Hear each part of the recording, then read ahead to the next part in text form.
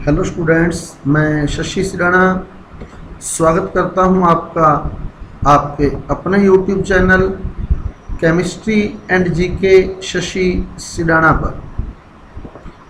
Students, हमारे class 12th REET जट पटवार RPSC SI SSC या किसी भी कम्पिटिटिव एग्ज़ाम की जनरल साइंस संबंधी व्हाट्सएप ग्रुप में ऐड होने के लिए स्क्रीन पर दिए गए मोबाइल नंबर 9928782905 पर अपना नाम व पता लिखकर मैसेज करें। आपको संबंधित ग्रुप में ऐड कर लिया जाएगा, जिसके वीडियो, लेक्चर और टेस्ट आपको समय समय पर प्राप्त होते रहेंगे। अब इस वीडियो में जो हम बात करने जा रहे हैं, आवर्त सारणी से संबंधित कुछ महत्वपूर्ण बिंदुओं की। आवर्त सारणी से संबंधित महत्वपूर्ण बिंदु, इम्पोर्टेंट पॉइंट्स या important facts of periodic table. Students, ये जो वीडियो है आपके रीट, जेट और RPSC second grade, RPSC first grade या केमिस्ट्री से रिलेटेड किसी भी कॉम्पिटिटिव एग्ज़ाम के लिए इम्पोर्टेंट है। कुछ महत्वपूर्ण बिंदुओं का संग्रह इस वीडियो में किया गया है। स्टेप बाय स्टेप हम इन पॉइंट्स को रीड करेंगे। अगर आपको मेरा कलेक्शन अच्छा लगे तो कृपया मेरे वीडियो को लाइक कीजिएगा, आगे शेयर कीजिएगा और मेरे चैनल को सब्सक्राइब कीजिएगा। अब चलते हैं हमारे टॉपिक की ओर, आवर्त सारणी संबंधी महत्वपूर्ण बिंदु, जिसमें पहला पॉइंट, हाइड्रोजन को घुमंतु या घुमक्कड़ तत्व के नाम से जाना जाता है। हाइड्रोजन का आवर्त सारणी में स्थान जो है वो निश्चित नहीं है। इसे फर्स्ट ए जो क्षार धातु हैं उनके साथ रखा गया है। इसके अलावा इन्हें हाइड्रोजन को हैलोजन के साथ भी रखा जा सकता है 7th ए ग्रुप के अंदर, इसलिए इसे घुमंतु तत्व, जिसका स्थान निश्चित नहीं है, घुमंतु तत्व के नाम से जाना जाता है हाइड्रोजन को।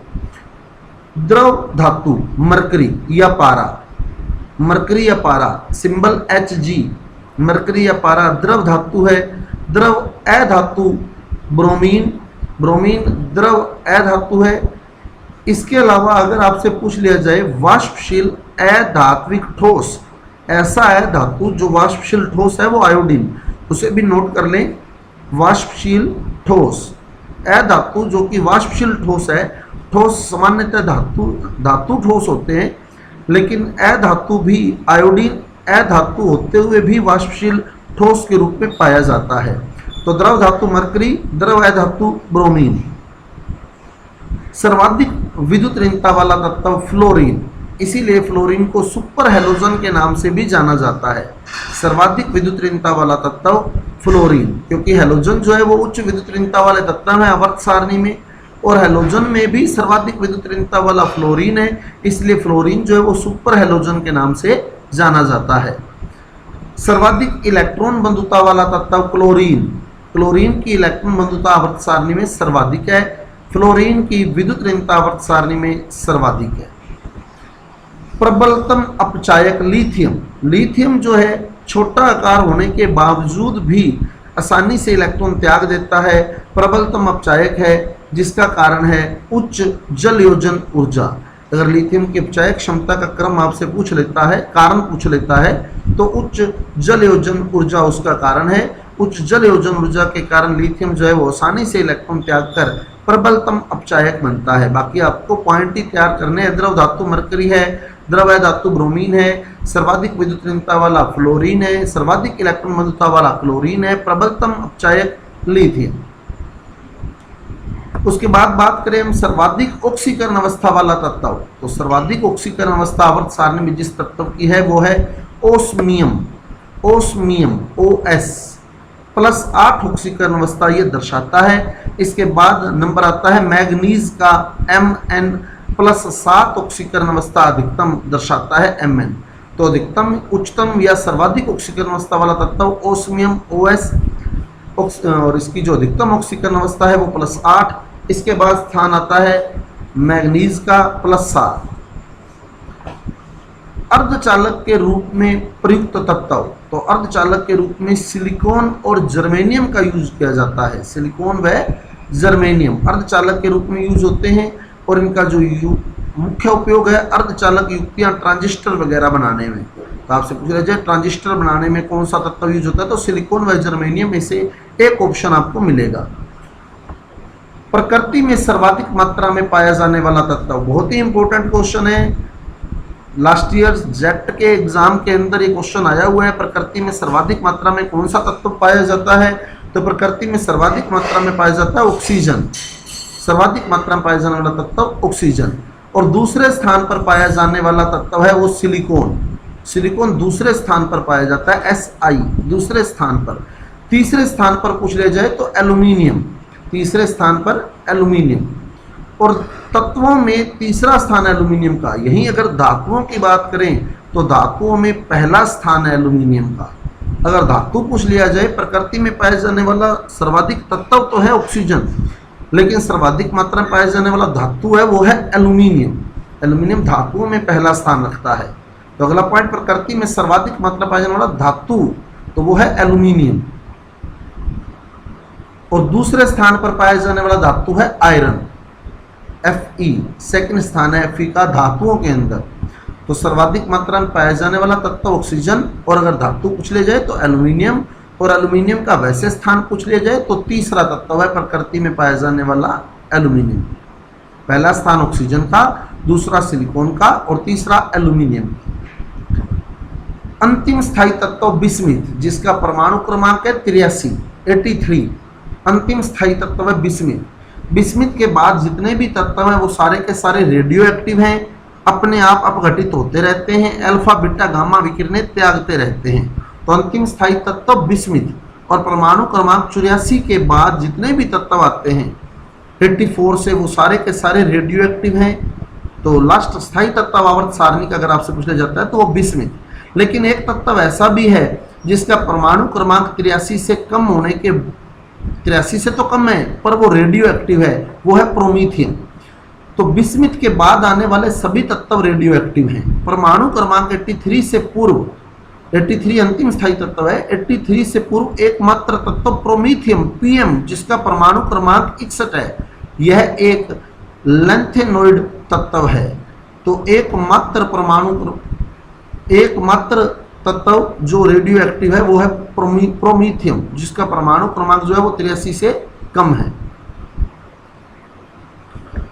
फ्लोरीन को सुपर हैलोजन के नाम से जाना जाता है। तो ये आपको पहले भी बता चुका हूं मैं, फ्लोरीन को सुपर हैलोजन के नाम से जाना जाता है। बल्ब का फिलामेंट टंगस्टन से बना होता है। ये भी बहुत इंपॉर्टेंट क्वेश्चन है।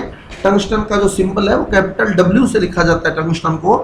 बल्ब का जो फिलामेंट है, बल्ब का जो तंतु है वो टंगस्टन का बना होता है। और इसकी आयु बढ़ाने के लिए, इस फिलामेंट की आयु बढ़ाने के लिए बल्ब के अंदर ऑर्गन गैस भरी होती है। तो बल्ब में गैस पूछ लिया जाए कौन सी भरी होती है, ऑर्गन, और उसका कार्य पूछ लिया जाए तो फिलामेंट की आयु बढ़ाना। हल्की होने के कारण हीलियम का जो उपयोग है वो हवाई जहाज के टायरों में और गुब्बारों में भरने में किया जाता है। क्योंकि हीलियम जो है वो हल्की है, तो इसका उपयोग जो है वायुयान के टायरों में और गुब्बारों में भरने में किया जाता है, ताकि वो आसानी से उड़ान भर सके। क्योंकि भारी होती तो उन्हें उड़ान भरने में कठिनाई होती। बोटेनिकल गार्डन व ग्रीन हाउसेज में नियोन लैंप का यूज किया जाता है। बोटेनिकल गार्डन व ग्रीन हाउस में नियोन लैंप का यूज किया जाता है। क्यों? क्योंकि नियोन जो गैस है वो क्लोरोफिल वर्धक है। उससे क्लोरोफिल जो है उसकी ग्रोथ होती है। क्लोरोफिल वर्धक होने के कारण नियोन लैंप का यूज जो है बोटेनिकल गार्डन और ग्रीन हाउसेज में किया जाता है। सोडियम का परिरक्षण मिट्टी के तेल, कैरोसिन तेल में किया जाता है। सोडियम को कैरोसिन तेल के अंदर रखा जाता है। प्रकाश वैद्युत सेल में प्रयुक्त धातुएं, तो सीजियम और रुबिडियम क्षार धातुएं हैं, सीजियम और रुबिडियम।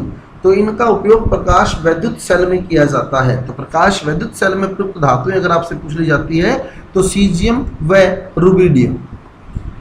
तंत्रिका कोशिका की कार्यशैली सोडियम व पोटेशियम आयन के अनुपात पर निर्भर करती है। सोडियम पोटेशियम पंप हमारी बॉडी के अंदर चल रहा है और हमारी बॉडी के अंदर इसका अनुपात जो है वो निश्चित रहना चाहिए।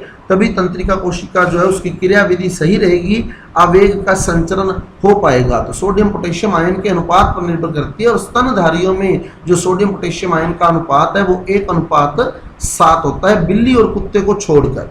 बिल्ली और कुत्ते को अगर छोड़ दे, बिल्ली और कुत्ते में यह अनुपात 15:1 है। सोडियम और पोटेशियम का जो अनुपात है वो 15:1 है। लेकिन बाकी जितने भी स्तनधारी हैं, चाहे वो मानव हो, चाहे वो गाय हो, चाहे वो बकरी हो, जितने भी स्तनधारी हैं उनमें सोडियम पोटेशियम आयन का जो अनुपात है वो 1:7 है।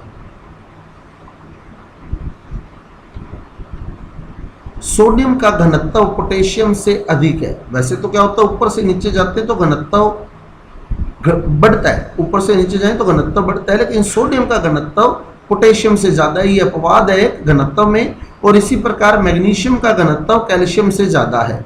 ये दोनों अपवाद है, सोडियम का घनत्व पोटेशियम से ज़्यादा है और मैग्नीशियम का घनत्व कैल्शियम से ज़्यादा है। एल्यूमिनियम का आकार गैलियम से बड़ा है, ये भी अपवाद है। ऊपर से नीचे जाते हैं तो आकार बढ़ता है।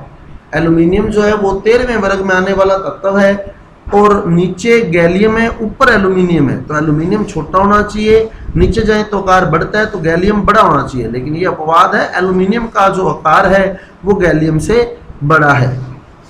तो दोस्तों ये थे हमारे आवर्त सारणी से संबंधित महत्वपूर्ण बिंदु। यदि आपको मेरा वीडियो और कलेक्शन अच्छा लगा है तो कृपया लाइक जरूर कीजिए, शेयर कीजिए और मेरे चैनल को सब्सक्राइब कीजिए। कल मिलते हैं नए वीडियो के साथ। Thank you.